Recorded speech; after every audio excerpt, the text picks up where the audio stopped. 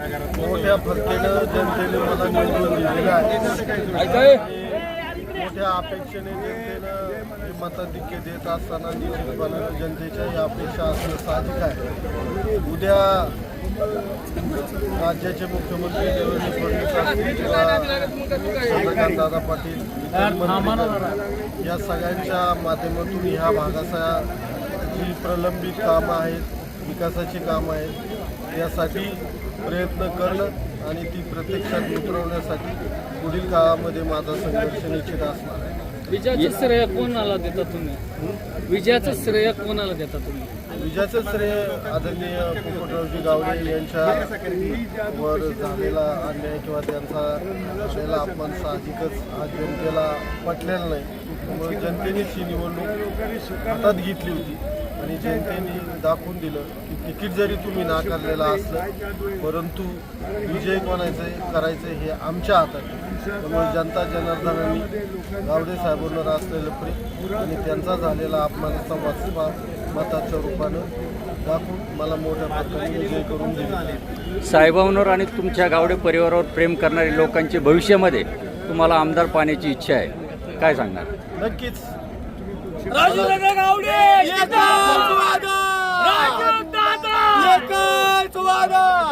नक्की जी लोकांची जी अपेक्षा आहे ती मी या पुढच्या काळामध्ये माझ्या कामाच्या माध्यमातून करत असताना लोकांना कशा प्रकारे मदत करता येईल याच्यासाठी प्रयत्न असणार आहे आणि उद्याच्या राजकीय वाटचाली त्या दिवशी मी नक्की ठेवली. सर, एक महत्त्वाचा मुद्दा, विरोधकांनी एवढी टीका केल्या तुमच्यावर तरी तुम्ही 4,000चं 3,500चं लीड घेतलं, यामागचं गमक काय असू शकतं? नाही, विरोधकांना फक्त टीकाच करायच्या होत्या ना.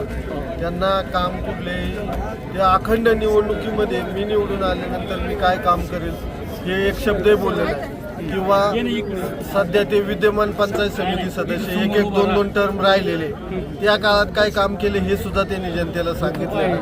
त्यांनी फक्त एकच राजेंद्र गावडे यांच्यावर टीका करणे आणि जनतेची मतदारांची त्यांनी करमणूक केली आणि मतदारांनी ते ओळखलं की हा सगळा करमणूकचा खेळ आहे. खरा काम करणारा कोण माणूस आहे त्याच्या पाठीमागे जनता भरभक्कमपणाने उभी राहील. शेवटच्या क्षणामध्ये ज्यावेळेस प्रचार करताय घड्याळाचा पण हातात आले कमळ, याच्याकडे कसं पाहताय?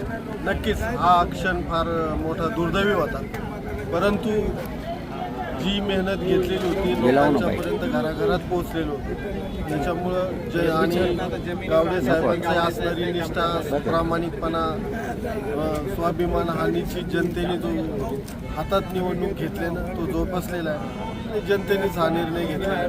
त्यामुळं जरी मला ऐनवेळेस कमळ घ्यावं लागलं, फार कठीण अंतकरणाने घ्यावं लागलं, परंतु आता जनतेनेच तो निर्णय या विजयाच्या रूपाने दाखवून दिला. भविष्यात काय वाटचाल राहणार आहे?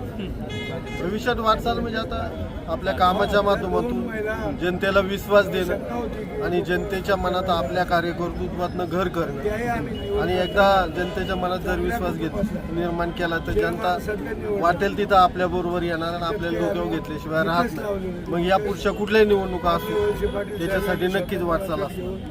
टाकळी अजिबेट भागामध्ये राजेंद्र हे विधान सत्य झालं म्हणायचं जनतेच्या मनात.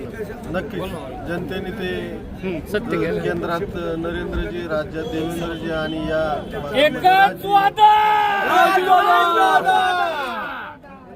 ताज्या घडामोडी जाणून घेण्यासाठी शिवशाही न्यूज यूट्यूब चॅनलला सबस्क्राईब करा. आपण हा व्हिडिओ फेसबुकवर पाहत असाल तर फेसबुक पेज फॉलो करा आणि शिवशाही न्यूज.com या आपल्या वेबसाईटलाही भेट द्या.